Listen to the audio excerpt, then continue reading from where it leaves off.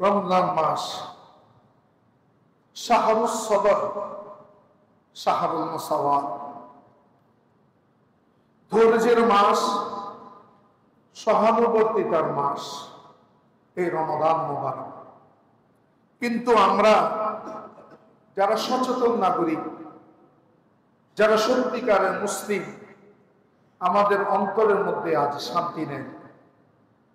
এই পবিত্র রমাদান শরীফের মধ্যে, রমাদান শরীফের সূচনা থেকে বাংলার ইতিহাসে এত অপরাধ প্রবণতা বেড়ে গিয়েছে। হত্যা, রাহাজানি, খুন, জেনা, বেবিচার, ধর্ষণ এত বাড়ছে। আমি আমার জীবন যতটুকু হয়েছে এতটুকু পর্যন্ত, আমার হায়াত, আমার জন্ম স্বাধীনের পর থেকে আমি এই ধরনের ভয়াবহতা বাংলার জমিনের মধ্যে আমি দেখিনি। আজকে জুমার মধ্যে আমি ওই ছোট্ট মেয়েটার কথা বলছি, আসিয়া, যার গতকালকে ইন্তেকাল হয়েছে দুপুর 1টায়। এই আসিয়ার ঘটনাতে এসেছে আমাদের মিডিয়াতে ফলাভাবে, এরকম অনেক শত শত আসিয়া বাংলার জমিনের মধ্যে ঝরে পড়ছে। আমরা বাঙালি জাতি হিসাবে বিশ্বের বুকে বর্বর জাতি যেগুলো আছে তাদের সাথে আমাদের নামটা উঠতেছে। ধর্ষণ কোন দিন হচ্ছে না, কোন দিন মারা হচ্ছে না। আজকে রমজানের শরীফের মধ্যে ইয়মে বদরের শানকে বাদ দিয়ে আমাকে আজকে জেনার কথা বলা হচ্ছে, আলোচনা কেন আমাকে আনতে হচ্ছে? আজকে বাংলাদেশ ভালো নেই, বাংলাদেশের জনগণ ভালো নেই। আমার মা আছে, আমার স্ত্রী আছে, আমার বোন আছে, আমার মেয়েও আছে। এই 4 শ্রেণীর নারীর আমি তাদের সাথে সংশ্লিষ্ট। আমার মাও আছে, জীবিত আছে, আমার স্ত্রী আছে, আমার বোন আছে, আমার একটা মেয়েও আছে। আমি নিরাপদ নই।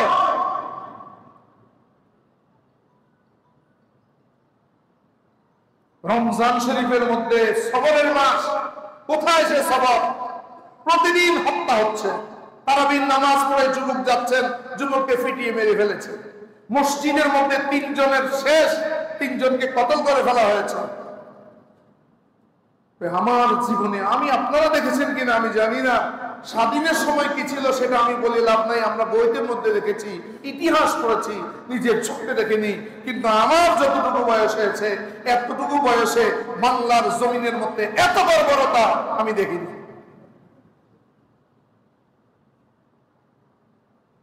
আজ অনেকে ধর্ষণের বিরুদ্ধে মিছিল করতেছে, ছাত্রছাত্রীরা। বিভিন্ন সংগঠন দর্শকের বিরুদ্ধে, দর্শনের বিরুদ্ধে তারা মাঠে নেমেছে। আমিও তাদের সাথে একমত, তবে তাদের মতামতের সাথে আমার একটু ভিন্নতা অন্যরকম।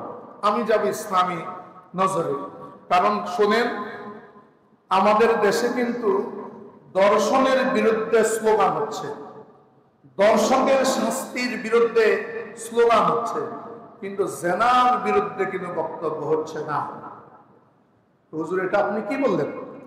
জেনা এবং দর্শক বেশ আছে। কারণ যারা দর্শনের বিরুদ্ধে বলছে তাদের মধ্যে সবাই নয়, তাদের মধ্যে অনেকে আছেন তারা জেনায় লিপ্ত, কিন্তু জেনাকে তারা পাপই মনে করে না। জেনাকে তারা পাপ মনে করে না। তারা জেনার ক্ষেত্রে স্পষ্ট বক্তব্য দেয়, তোমার পানির পিপাসা লেগেছে, আগে পানিটা খেয়ে ফেলো, বাস পিপাসা শেষ। ওরা দর্শন কাকে বলে? দর্শন এক ধরনের যৌন নিপীড়ন। সেটা হলো সাধারণত একজন ব্যক্তির অনুমতি ব্যতি রেখে। দর্শনের সংজ্ঞাটা আমি আপনাদেরকে বলছি অভিধান থেকে। কোন একজন ব্যক্তির অনুমতি ব্যতি রেখে তার তার সঙ্গে যৌন সঙ্গম বা অন্য কোন ধরনের যৌন প্রবেশ ঘটানোকে দর্শন বলা হয়। তার মধ্যে অনুমতি ছাড়া করলে দর্শন, আর অনুমতি নিয়ে করলে, অনুমতি নিয়ে করলে দুজন যদি রাজি থাকে ওটাকে ইসলামে জানা বলে, দর্শনটাকেও জানা বলে। ওটার জন্য কিন্তু বলছে না। আমরা সবচাইতে অনুমতি নিয়ে দুজন সন্তুষ্ট আছেন। বাংলাদেশের হোটেল, স্কুল, তারপরে কলেজ এবং এখন হচ্ছে মাদ্রাসাও রয়েছে। মাদ্রাসা কোনখানে অনুমতি নিয়ে হচ্ছে না, মানে দুজন রাজি, মিয়া বিবি রাজি তো কিয়া করেগা কাজী, ওটার বিরুদ্ধে তো কেউ বলছে না। Master holder, MPhil degree, PhD degree করব, স্যারের সাথে থাকবো রাতের বেলায়, ওটার বিরুদ্ধে বলছে না। চাকরি পাবো, আমি নেত্রী হব, নেতার সাথে থাকবো, ওটার বিরুদ্ধে তো বলছে না। ইসলাম বলে সর্ব প্রকারের জেনার ব্যাপার ইসলাম বলে দিয়েছে, সতর্ক করে দিয়েছে। এবং ইসলাম এটা বলেছে, কোরআনে কারীম সকলে কিন্তু স্লোগান দিচ্ছে, কিন্তু অনেক ইসলামী দল তাদের সাথে আছে, কোরআনের আইনটা বাস্তবায়ন করতে কেউ চাচ্ছে না। ভূত কোথায়? কোরআন তো বলে দিয়েছে ওয়ালা তাকরাবুজ জিনা। কোরআন বলেনি তোমরা জিনা করিও না, এটা বলেনি। কোরআন বলে দিয়েছে ওয়ালা তাকরাবুজ জিনা, সূরা বনি ইসরাইলের 32 নম্বর আয়াতে, তোমরা জিনার কাছেও যেও না। জিনা করা তো দূরের কথা, যখন কোন বান্দা জিনা করে, হাদিস শরীফের মধ্যে আছে ওয়ালা ইয়াজনিল মুসলিমু ইজাজ জানা, যখন একজন ব্যক্তি জিনা করে, ওয়ালা ইয়াজনি জানি ওয়া হুয়া মুমিন, মুমিন থাকা অবস্থায় কোন জিনাকারী জিনা করতে পারে না। অর্থাৎ জিনার মধ্যে যখন লিপ্ত হয় তখন মুমিনের নূরটা উঠে যায়, উপরে মাথায় ঘুরে। হযরত ইকরামা আব্দুল্লাহ ইবনে আব্বাসের কাছে জিজ্ঞাসা করলেন, ও আব্দুল্লাহ ইবনে আব্বাস রাইসুল মুফাসসিরিন, ঈমান কিভাবে উঠে যায়? তো এভাবে উঠে যায়, দেখো ঈমান আর এরকম ছিল, যখন মানুষের জিনা ব্যভিচারের মধ্যে লিপ্ত হয় তখন ঈমানটা এভাবে উঠে যায়, আবার যখন জিনা থেকে ফিরে আসে তখন ঈমানটা আবার ফিরে আসে। তো জিনা করা অবস্থায় তার ঈমান থাকে না। আল্লাহ বলে সেই জিনার কাছে যেও না। সেই জিনার কাছে নেওয়ার জন্য, সেই জিনার কাছে নেওয়ার জন্য যতগুলো পথ আছে, এই পথগুলো বন্ধ না করে আপনি দর্শন বন্ধ করতে পারবেন না। এই জিনার দিকে কোনগুলো রে? আমাদের দেশে সরকার পরিবর্তন হয়, আসে যায়, কিন্তু কেউ কিন্তু ভিনদেশীয় সভ্যতার বিরুদ্ধে কেউ কোনো বক্তব্য রাখে না। ভিনদেশীয় চ্যানেল কি বন্ধ হয়েছে বাংলাদেশে? আগের সরকারও করেছে, এরাও রাজি আছে। ওদের প্রত্যেকটি নাটক, সিনেমার মধ্যে আমাদের যুবক যুবতী আকৃষ্ট হয়ে অধিকাংশ জেনার মধ্যে, পরকীয়ার মধ্যে লিপ্ত হচ্ছে। ওই মিডিয়ায় তো তাদেরকে দিচ্ছে, জেনা তাদেরকে করছে। আপনি ডিভাইস, মোবাইলের ডিভাইস খুলেন, আপনি ইউটিউবে যান, ভালো একটা জিনিস দেখবেন, সেখানেও জেনার কাজ চলে আসতেছে। এটা তো আপনারা অ্যাভয়েড করতেছেন। আমার ছেলে, আমার মেয়ে, সে তো সেই ডিভাইসে ঢুকে যাচ্ছে। ওই পর্নোগ্রাফির সেক্টরটা কি বাংলাদেশ বন্ধ করেছে? বন্ধ করেছে। আমার সামনে বসে বসে আপনি তেঁতুল খাবেন, আপনি আমাকে বলবেন খবরদার তোমার মুখে যেন লালা না আসে। আমাকে কাতুকুতু দিবেন আর বলবেন খবরদার তুমি হাসবে না। এটা হতে পারে? জিনা করার যত আছে, একটা ছেলে একটা মেয়ে রাতের বেলা কুন্দরমে আন্দোলন করে, এটা কুন্দরমে আন্দোলন, রাতের বেলা ছেলে মেয়ে একসাথে। ওই উপকরণ তো বন্ধ হয় নাই, যেগুলো মানুষকে জিনার দিকে নিয়ে যায়। পর্দার তো বাস্তবায়ন হয়নি। মেয়েরা বলেন আমরা পর্দা করবো না, পর্দা পুরুষের দরকার। মনের পর্দা আসল পর্দা, কি সুন্দর যুক্তি। অথচ আল্লাহ বলছে ওয়ালা তাকরাবুজ জিনা। জেনার বাস্তবায়ন হয়তো পরে গোপনাঙ্গের মধ্যে, প্রথমে একজনকে দেখেছেন আর নজর করেছেন, খারাপ দৃষ্টিতে তার দিকে দেখেছেন, এটা হলো চোখের জেনা। তারপরে নজরের পরে মোবাইলে যে রাতে দিতে কথা বলে, আপনাদের অধিকাংশ ছেলে মেয়ের বিবাহ হচ্ছে মোবাইলে, ফেসবুকের মধ্যে, ইন্টারনেটের মাধ্যমে। এই যে বিবাহের আগ পর্যন্ত দুজন কথা বলেছে জেনা জেনা জেনা, এগুলা কামের জেনা। ওয়ালা তাকরাবুজ জিনা সংজ্ঞা দিচ্ছি, বলে হাদিস শরীফের ব্যাখ্যা।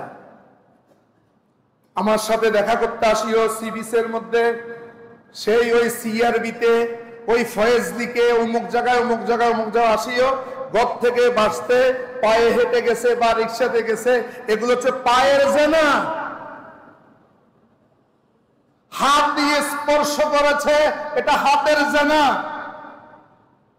আর এটার চূড়ান্ত বাস্তবায়ন হয়ে যায় গোপনাঙ্গের মধ্যে দিয়ে। এই যেই জিনিসগুলো আপনাকে এই চূড়ান্ত বাস্তবায়নের মধ্যে আনে, সবগুলোকে বন্ধ করে দিতে হবে। এটা হচ্ছে লা তাকরাবুজ জিনা। তোমরা জিনার কাছেও যেও না, তোমরা জিনার কাছেও যেও না।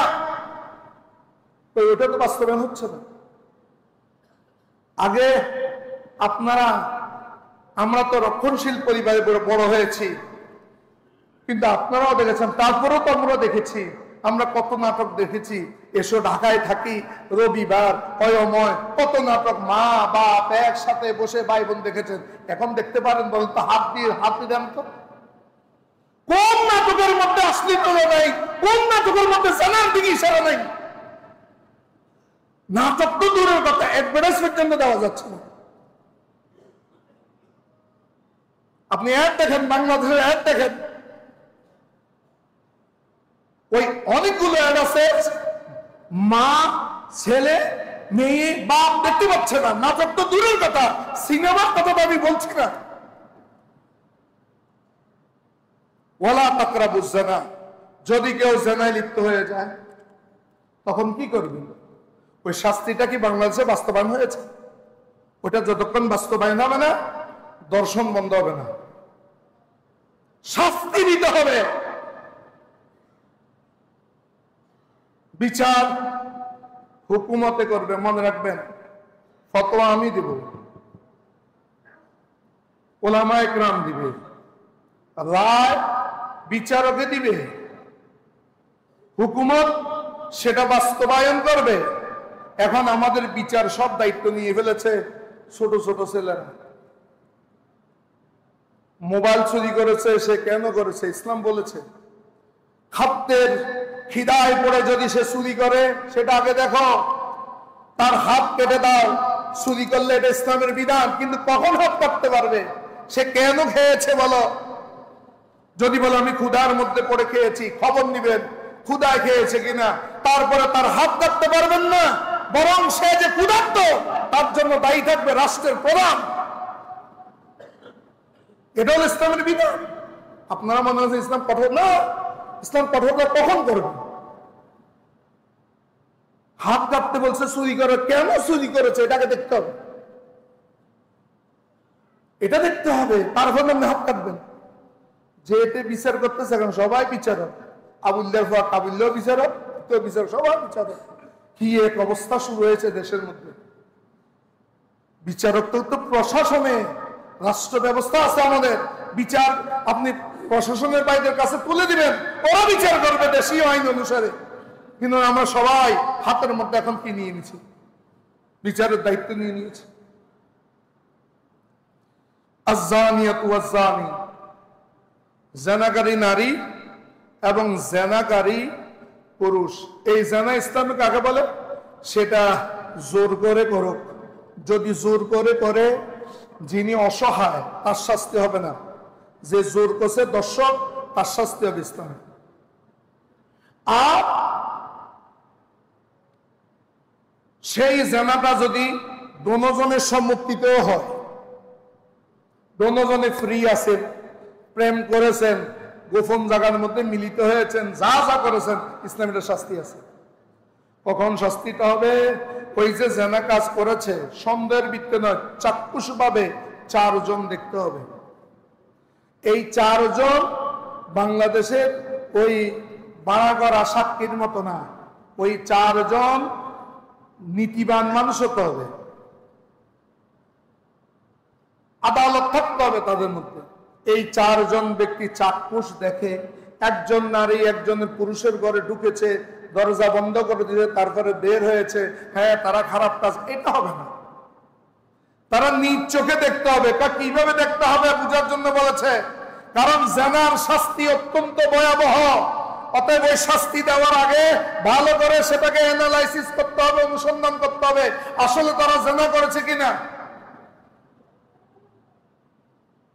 হাত ধরা পাপ, চুমু দেওয়া পাপ, সব পাপ, সেক্সুয়ালি যেটা আছে এগুলো পাপ হবে, কিন্তু ওই পাপে আপনি জেনার শাস্তি আনতে পারবেন না। আপনাকে জেনার শাস্তি বাস্তবায়নের জন্য সেখানে সুরমাদানির মধ্যে শলাটা যেভাবে ডুবতে আপনি দেখেন সেইভাবে দেখতে হবে। এই চারজন ব্যক্তি যদি এই ধরনের সাক্ষী দেয় তখন তাদেরকে ফাজলিদু কুল্লা ওয়াহিদিন মিনহুমা মিয়াতা জাল্লা, তাদের প্রত্যেককে 100 দোল্লা। দোল্লা বানি কোনটা? যেই চাবুক, ওই চাবুকের মধ্যে চামড়া থাকবে, এক চামড়া যাতে গায়ের চামড়া উঠে আসে। এটা মারার সময় কিভাবে মারবে? যদি পুরুষ হয় শুধু একটু নুঙ্গিটা রাখবে, সব খুলে ফেলবে। পুরুষকে দাঁড়িয়ে মারতে হবে, দাঁড়ানো অবস্থায় লম্বা করে চাবুক মারবে, উপর থেকে নিচে লাগে মতো।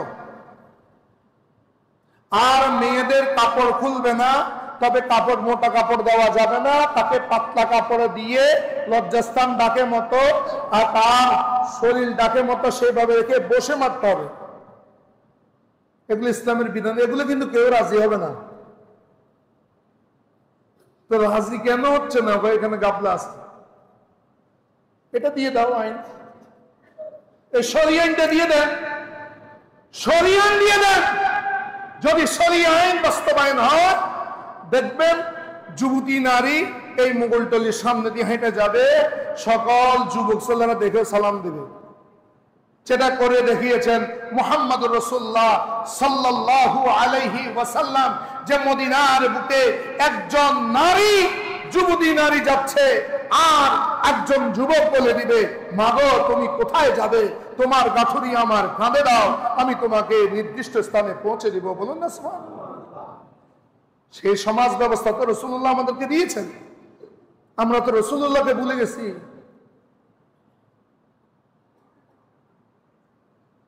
আর যদি এভাবে 100 দোলা দিবে, আর যদি তারা বিবাহিত হয়, যেটাকে আপনারা এখন বলেন, আগে এগুলোর নামও জানতো না মানুষ, পরকিয়া।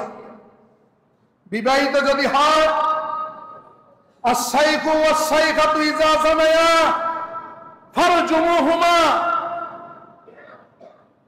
কোন বিবাহিত পুরুষ, কোন বিবাহিত নারী, তারা যদি জিনার মধ্যে যদি লিপ্ত হয়ে যায়, ইসলামের বিধান হলো তাকে সঙ্গে সার করা, কোমর পর্যন্ত কেটে ফেলো, পাথর নিক্ষেপ করে করে মেরে ফেলো, যাতে পৃথিবীতে কোনো ব্যক্তি এই ধরনের পাপ করার কোনো সাহস না পায়। ওই দৃশ্যটা তার চোখের মধ্যে আসবে, হাত পার মধ্যে কাঁপুনি সৃষ্টি হবে, সেক্সুয়াল জিনিস তো ভুলের কথা, জান বাঁচানোর জন্য পাগল হয়ে যাবে। সেভাবে মারো, আছে সে বিধান। আমরা যখন এটা বলি, মোল্লারা মধ্যযুগীয় বর্বরতার কথা, আরে এটা কোরআন হাদিসের কথা বলছি, আর তুমি আমাকে বলতেছো মধ্যযুগীয় বর্বরতা। তোমার ঈমান আছে? আল্লাহর বিধানকে তুমি বলতেছো মধ্যযুগীয় বর্বরতা। ওরা এটাকে বললো, এটা কিন্তু বাস্তবায়ন কেউ করবে না, বলবে এটা মধ্যযুগীয় বর্বরতা। হ্যাঁ, তাকে ফাতর নিক্ষেপের আগে ইঞ্জেকশন মারে দেয়, সে আস্তে আস্তে মৃত্যুর কোলে ঢুলে পড়ে, সেটা হবে ইসলামের শাস্তি। আপনি এই কাজ যখন বাস্তবায়ন করেন, ফরকিয়ার ফ বাংলাদেশে থাকবে না, দর্শনের ধ থাকবে না, পশুর আচরণ এমন, দুলাভাই দুলাভার ভাই, এগুলো কি? ওয়ালা তাখুজকুম বিমা রাফাতুন ফি দীনিল্লাহ, তাদের মধ্যে এই দর্শকদের ব্যাপারে, জেনাকারীর ব্যাপারে, যারা বিবাহিত অবস্থায় জেনা করেছে, তাদের ক্ষেত্রে তোমাদের অন্তরের মধ্যে যেন আল্লাহর দ্বীন বাস্তবায়ন করার ক্ষেত্রে কোন প্রকারের দয়া যেন না আসে। দ্বীন বাস্তবায়নের ক্ষেত্রে তোমার দয়া লাগবে, হ্যাঁ এই মানুষটা মনে মরে যাচ্ছে, হাই দেখে এমন কাঁদতেছে, না, এটা দ্বীনকে বাস্তবায়নের জন্য তোমাদের অন্তরের মধ্যে যেন কোনো দয়া না আসে। ওয়ালা তাখুজকুম বিহিমা, তাদের ব্যাপারে যেন তোমাদের মধ্যে না আসে রাফাতুন, কোন দয়া, ফি দীনিল্লাহ, আল্লাহর হুদুদ কায়েমের ক্ষেত্রে। কারণ তাকে একজনকে যদি শাস্তি দাও, তার কারণে শত শত নারী রক্ষা পেয়ে যাবে। তার কারণে বাংলাদেশের একটা শাস্তি এখনো হয়নি। কেন? বাংলাদেশ এটা মুসলমানের দেশ, কিন্তু মুসলিম শাসনের দেশ। বাংলাদেশ চলে ব্রিটিশ লতে। ব্রিটিশ লতে এটা দর্শন করলে তার শাস্তি হবে যাবজ্জীবন কারাদণ্ড, যাবজ্জীবন কারাদণ্ড অথবা সর্বোচ্চ শাস্তি মৃত্যুদণ্ড। যদি একজন নারীর সাথে কয়েকজন থাকে একইভাবে, তাদের সকলের মৃত্যুদণ্ড।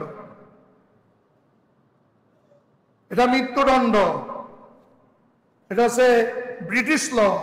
আর যদি পরস্পরের সম্মতি হয়, তখন আমরা যে সম্মতি দিয়েছে বয়স কত, 16 বছরের যদি উপরে হয়, তখন সম্মতি হলে বিচার নাই, লঘুশাস্তি। দুজন রাজি আছে, কোনো বিচার নাই। যেটা আপনারা দেখেছেন যে ঢাকার মধ্যে একটা নাইট ক্লাবের মধ্যে ওই আমাদের চিত্রনায়িকা ফলিমনির সাথে যে ঘটনাটা ঘটেছে, নাসির উদ্দিনকে বেরিয়ে কি বিচার হয়েছে। পুলিশ প্রশাসনের পুলিশ প্রধান বলে দিয়েছেন বাংলাদেশে এই আইন নাই, পরস্পর সম্মতি নিয়ে প্রতিটা বৃত্তিতে শুরু করে এদের শাস্তি কি, এগুলো তো লতে নেই, এগুলো লঘু শাস্তি। ওকে ধরা হয়েছে পরে মাদকের কারণে তাকে অ্যারেস্ট করা হয়েছে। এগুলো আপনারা জানেন। এই জিনিসগুলো আমাদেরকে মাথায় রাখতে হবে। সেই জন্য তারা দর্শনের কথা বলে, জানার কথা বলে না।